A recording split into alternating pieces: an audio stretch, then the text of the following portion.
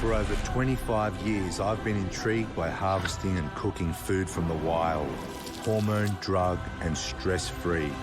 I like to see my food running, swimming, and flying in their natural environments. I've crossed oceans, deserts, and jungles in search of the freshest wild game on the planet.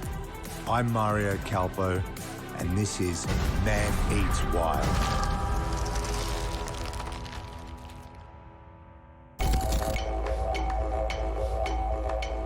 My passion for harvesting wild game is absolutely driven by my obsession with creating incredible culinary experiences.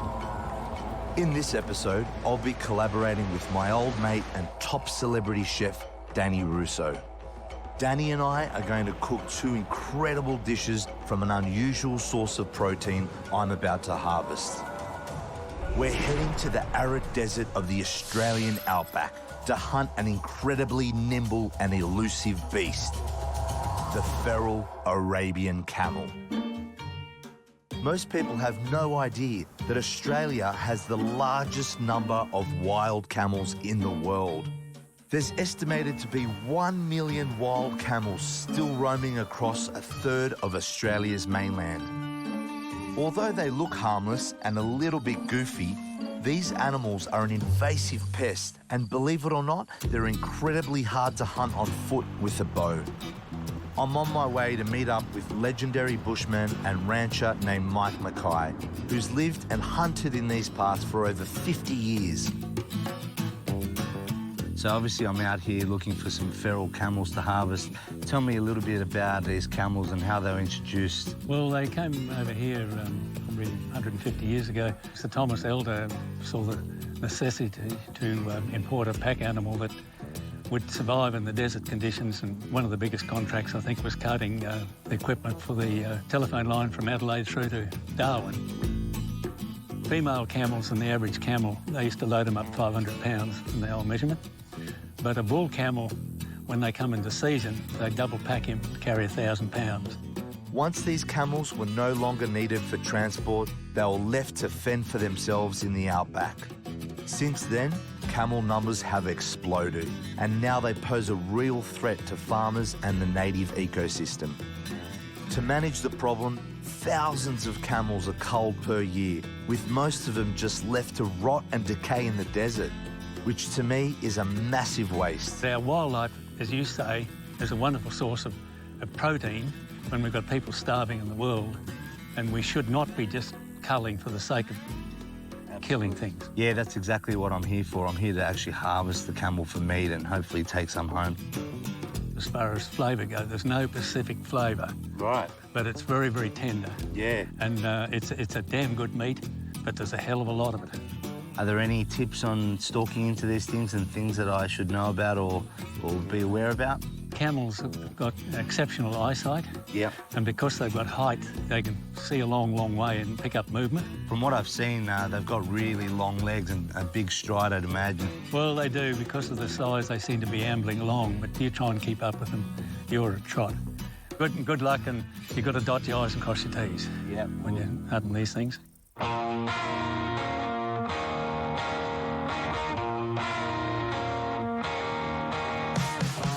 So I've just got my boots on the ground for the first time, and I am very, very nervous, to be honest with you.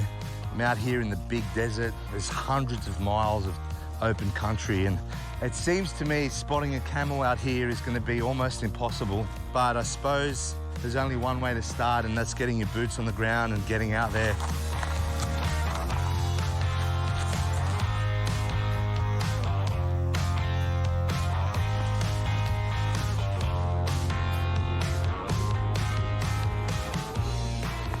Wow, look what we've got here.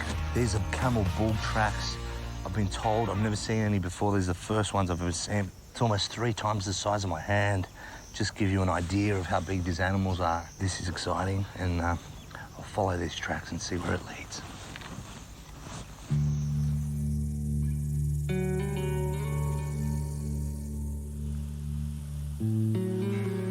It feels completely surreal to be out here in the desert, in the middle of nowhere, hunting an animal I've never seen before in real life.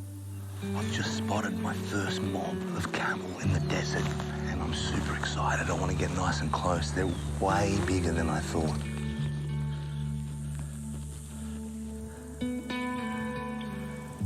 Wow. So this is a mob of cows and calves. A couple of these calves look really young from what I've been told.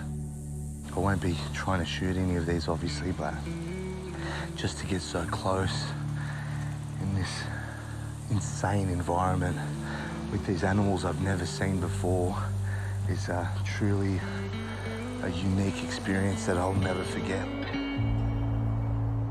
I can't believe this is happening right now. I'm hunting Arabian camels in the desert.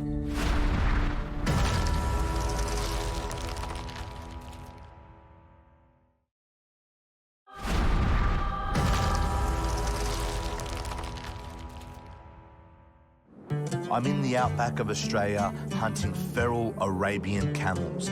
And even though the vegetation is thriving after the best rainy season in 30 years, this scrubby terrain is making stalking these beasts incredibly difficult. This is the kind of cover I'm working with, like blades of grass and trees that are this thin. And I'm not the smallest guy, so it's difficult to just get in range.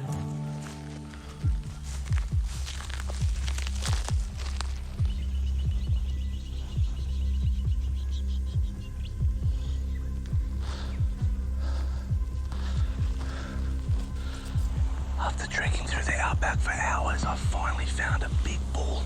The problem is the wind is completely not in my favor. I'm gonna have to loop around in order to get that wind in my face. Man, he's a big bull. He's a really big bull. It's really nerve-wracking because if you muck it up, you know you're not gonna see one for a really, really long time.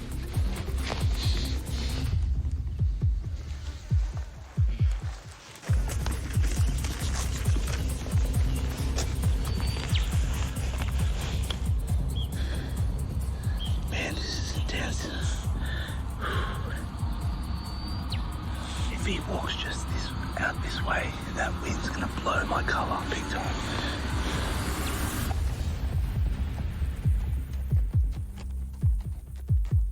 Damn it. My heart's still racing, man. My heart is still racing. That was super intense. Finally, after a whole day of nothing, I found a bull, and I basically got into 85 yards, which is a really long shot. So I decided, nah, look, I'll get to 60 or 70. But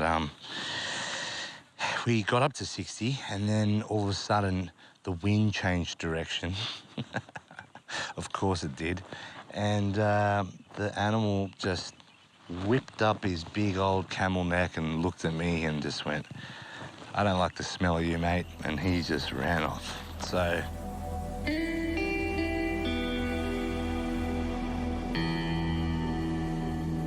and that's the end of a really frustrating and hot day in the Australian outback, folks.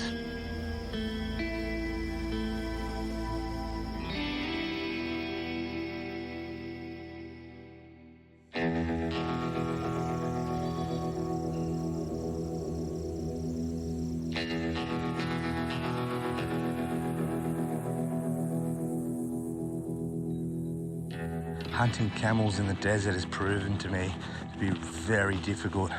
This heat is just blistering, and they're definitely used to these conditions, whereas I am just melting away in this heat. Hopefully I can get one on the ground soon, but it's proving very difficult.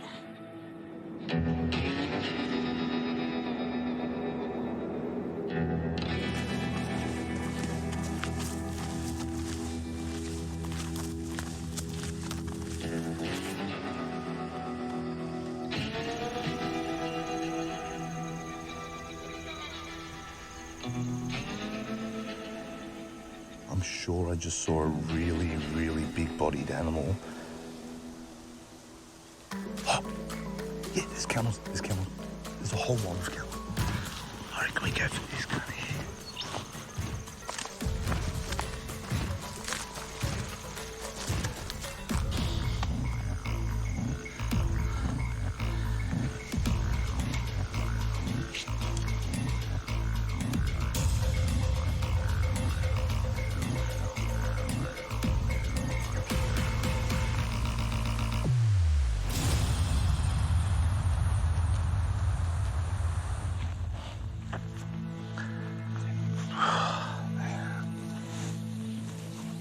These are really hard animals to hunt. They just don't stop moving. So, especially with shooting with a bow, you need time to stop, set up and shoot. So by the time you get to do that, they've gone 20, 30 yards already, and their strides are massive. So, you know, it's so hard to keep up with these animals. They are just on the move all the time. I can see why a lot of people don't hunt these things. It's time to sit under a tree for a bit, rehydrate and make another plan.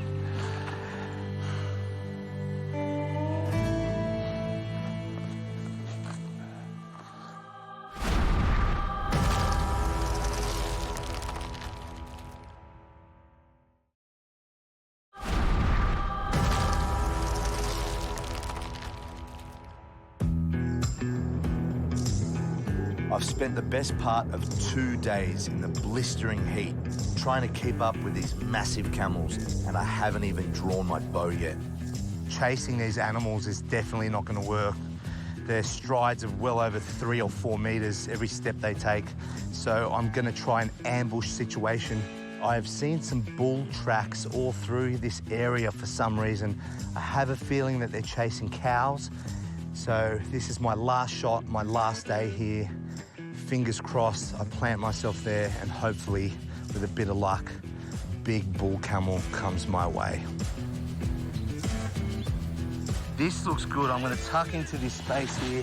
I'm going to stay nice and low. If what I think is true, these bulls have been coming through chasing cows in this area, I'm going to wait here. I'm going to camp out. Fingers crossed, man.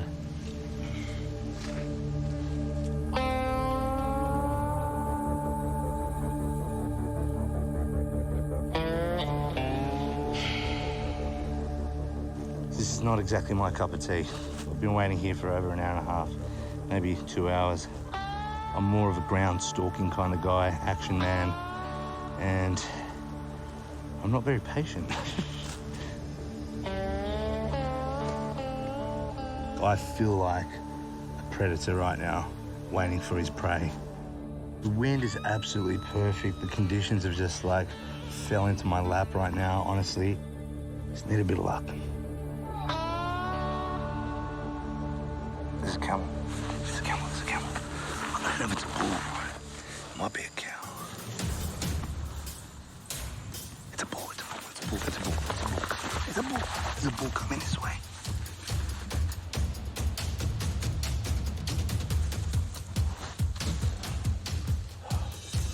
Come on, come on, come on.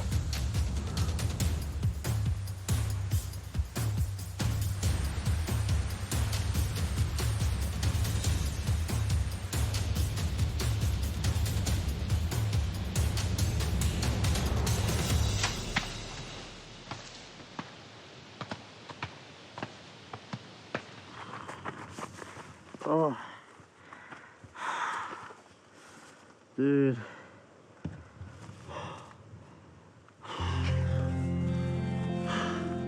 I nailed him. Oh my God. What a feeling. I'm not even going to bother running for that animal because I know he was hit directly in the heart. It was an absolutely perfect shot. I cannot explain to you how I'm feeling right now. It worked, man. The ambush worked.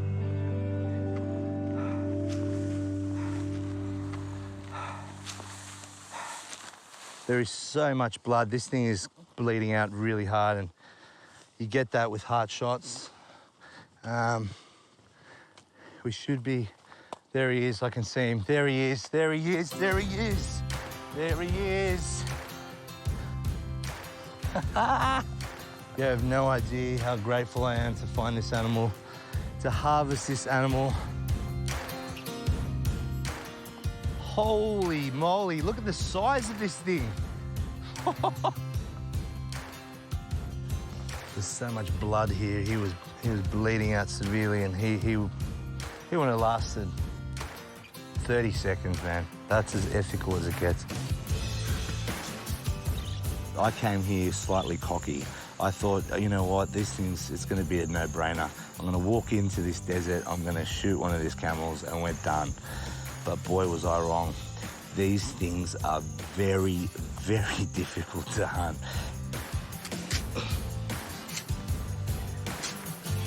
Coming out and harvesting a species that's invasive and problematic was an honour. The fact that we can make some really amazing dishes out of something that would normally go to waste, for me, that's really special as well.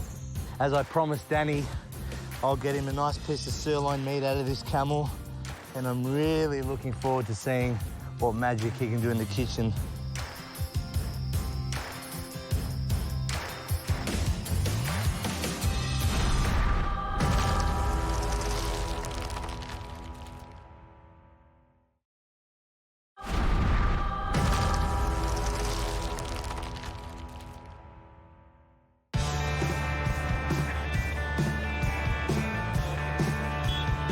So after an incredible camel hunt in the Outback, I'm here with an old colleague and very good friend of mine, Danny Russo. We've got a fantastic bit of sirloin from the camel and some lard from the hump, and he's going to show us an awesome dish with it. Mario, how are you? It's great to see you. It's been a very long time. Me and Danny were the brainchildren of a really successful restaurant called the Old Library, which we worked together for 6 years. It was almost like Mario was a part-timer. He used to bring all the game meat to the restaurant. Never knew why he'd go away for 3 or 4 days, come back with a beast. That was his way of always saying he was always working. What we're going to be doing today is we're going to be doing 2 dishes. We're going to pay homage to the Middle East, the camel and all of this. So what we've got is the sirloin of the camel. We've also got the fantastic carrots, which we've been cooked in the camel milk, which is absolutely amazing. Oh, wow. Just great flavours. And we've got the lardo from the hump. So I call this the foie gras of the desert. And this is the best part about what we do as chefs, is that we actually use from nose to tail. Yeah. And everything in between. And sometimes the bits that you least expect to actually produce some of the most amazing flavours, as you know. Oh, you do. You just utilise everything. So what we're going to do is you're going to season it. A little bit of the oil, a little bit of the sea salt. We're going to get that straight onto the grill. I'm going to teach everyone how to do this beautiful salad. Looking forward to it. Peaches are in season at the moment. Their sugars are all coming out. This is exactly what you're looking for. Into the bowl, a little bit of pepper, like so. Some vinegar Chardonnay, okay? What you're doing is you're getting a little bit of that acid, sweet, sour, you've got all of those. And then what we're going to do is we're going to put in the beetroot. As you see these beetroots, make sure you use fresh, okay? And you also want some of the flavours and the oils that the beetroot was cooked in, so it becomes an instant dressing. Season it a little bit, like so. Now, it's an interesting combination because you've got something that's sweet, you've got something that's earthy, and then, so what we did was, we got the hump that you gave us, so we cured it for 6 weeks under salt. We put a lot of the herbs, a little bit of chilli, a little bit of spice, and a lot of the herbs that we use were all the dry herbs that you get in native forest here in Australia. And then we started to press it between 2 pieces of marble, just like they do with the lardo in Italy. Nice and thin on that lard, eh? Yeah, nice and thin. Look at this. Look at that. You can see straight through it. Translucent. Translucent, it's fantastic. So what we're going to do is just finish it off. We've got some beautiful fresh dill. This is a beautiful way to start your dinner. A little bit of the oil. Voila. Beautiful. That is our first dish. Let's have a look at the sirloin. Hopefully I've done a good job for you, man. Let's hope. We can only pray. Couple of that, Still got Mario. my touch, Danny. No, you've done a good job, Mario. Well done. We're going to do the steak. We've got the carrots. Okay, these carrots have been cooked in the milk. So all those beautiful layers of sugars starting to come out. They all start to cook together. You know, we're talking about paying respect. Yeah. You know, this is the ultimate compliment because we've utilised the whole beast, which is amazing. So let me carve up this steak. Mario, you've done a great job. Look at that. Come on. You learn a few tricks from the master, eh, over the years? Oh, look, over the years, yeah. It's about time we start to plate up. So first we'll do the carrots, put the carrots in place. Now, the whole thing is that the meat is the hero. So you want to make sure that you've got all those beautiful pieces. Look at that. You know what surprised me, actually, with this camel is the amount of marbling. For a wild feral game animal that's quite large and obviously using its muscles quite a lot, it has a surprising amount of marbling. Although it is a lot of movement, always in the desert, it eats a lot of herbs, fibrous herbs, which is great. It does have almost like a grain-like finish. Yeah. Now, this is the best part. So in here is where we made the doka. So in here we've got the doka crumbs, we've got, you know, sesame seeds, we've got some breadcrumbs, all these flavours that are very much paying homage to the Middle East. I love tying in the dish to its origins. You know, that's what it's all about. And as you see, we've only put it over the carrots. We didn't want to put it onto the meat. Reason being is because you actually want to taste the flavours of the camel. 100%. Which is really, really important. A lot of people, they start putting masking agents on the meat. And what's the point? What's the point? You just harvested an amazing tasting animal. It's true, and what you want is all those beautiful flavours to complement what you've just had. Well, this looks absolutely fantastic, Danny, and I can't wait to try it. So Please do. I'm going to give this camel sirloin a go first since it's hot off the grill. Oh, Very just good. cannot beat it. You know what? I can really taste that milk as well, and that's what surprised me the most. Those carrots are really marinated. It's a very, very good balance, and this is what people fail to realise. Yeah, and that Middle Eastern, all those herbs and spices, well done, man. Let me give the salad a go. Make sure you grab it all. Yeah. No, I don't miss a beat here, yes. man. That's good. Have a bit more. Please do. You know it's good when you go even twice. You did such a great job in butchering the hump, getting the sirloin, so thank you very much. No, thank you, Danny. You've definitely made this worthwhile, and you've definitely paid homage for this beast, so thank you very much. It's always a pleasure, brother. It's been a long time. We'll see you soon anyway. Please do.